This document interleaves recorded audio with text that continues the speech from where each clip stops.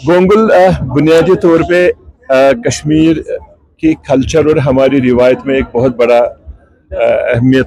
रखता है। जब हमारा एग्रीकल्चर का सीज़न शुरू होता है कश्मीर में तो हम इसको गोंगल से शुरू करते हैं। तो आज जब हमारे ऑनरेबल चीफ मिनिस्टर साहब यहाँ पे आए, उन्होंने इसका इफ्तिताह किया तो उन्होंने सीड और कुछ सोइंग और प्लांटेशन के साथ में अखरोट बांटे और उसी से गोंगल की शुरुआत हुई। और आज और कल में यहाँ पे हेरत भी है, हमारा जो फेस्टिवल है यहाँ पे कश्मीरी पंडित भाइयों का, वहाँ भी डून पूजा होती है और उसको भी गोंगल ही बोलते हैं। तो इसकी बहुत खास खसूसियत है, लेकिन इसका एग्रीकल्चर और ज़राअत के साथ बहुत बड़ा ताल्लुक है। हमने जम्मू कश्मीर में यूनिवर्सिटीज़ और गवर्नमेंट ने मिलके समझा है कि हमने अपनी मईशत को मजबूत करना है, इसको मुस्तकिल करना है और एग्रीकल्चर एक बहुत बड़ा जरिया है हमारे जम्मू कश्मीर को आगे ले जाने का। तो आज के इस गोंगल के मेले में आप देखेंगे यहाँ पे करीब 400 से ज़्यादा स्टॉल है यहाँ पे, और हर तरह के स्टॉल है यहाँ पे। अभी यहाँ पे हम लाइव स्टॉक शो में हैं, यहाँ तो अभी पेट एनिमल का शो हो रहा है, लेकिन उसके अलावा में जो हमारा लाइव स्टॉक हस्बेंड्री है, जिसका हमारी इकोनॉमी में बड़ा ज़बरदस्त हिस्सा है, वो डेयरी है, वो शीप है, गोट है या पोल्ट्री इंडस्ट्री है।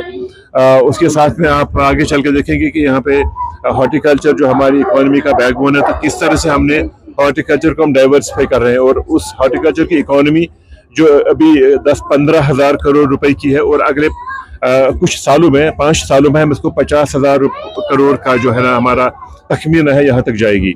और अगर आप एग्रीकल्चरल जीडीपी की बात करेंगे जो भी करीब 40,000 करोड़ है, तो 2030 तक हम इसको 1,00,000 करोड़ करना मतलब का हमारा टारगेट है। और बुनियादी तौर पे सरकार ने जो 2 बड़े अहम प्रोजेक्ट यहाँ पे लॉन्च किए हुए हैं, HADP और JKCIP, हमने यहाँ पे कई जगह लिखा है कि ये जो हमारा गोंगल वाला मेला, ये बुनियादी तौर पे एक रिफ्लेक्शन है HADP का। तो पूरे मुल्क की नजरें जम्मू कश्मीर पे है कि हमने जो एक नया रोड मैप यहाँ पे जम्मू कश्मीर में लागू किया है एग्रीकल्चर में। अपने जो फार्मर्स हैं उनकी जो प्रॉफिटेबिलिटी है और इनकम को हम कैसे बढ़ाएं, और देश का अगर नारा है हमने फार्मर्स की आमदनी को दुगना करना है, लेकिन हमने तय किया हुआ है ये दुगना नहीं, ये तिगना और चुगना हो जाएगा। और जो हमारी पर कैपिटा इनकम है एग्रीकल्चर से, वो काफ़ी बढ़ जाएगी।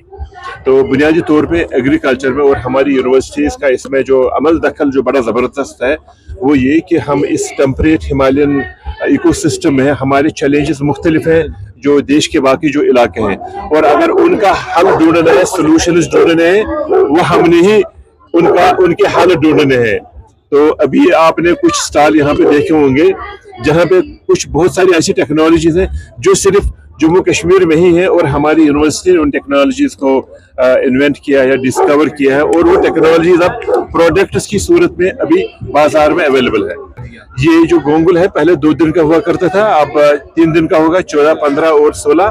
गोंगल का मेला पहले आप मार्च के पहले हफ्ते में होता था, लेकिन अब हमने इसको 15 दिन पहले लाया, और ये सोच के कि क्लाइमेट काफ़ी चेंज हो रहा है, मौसम बदल रहा है, और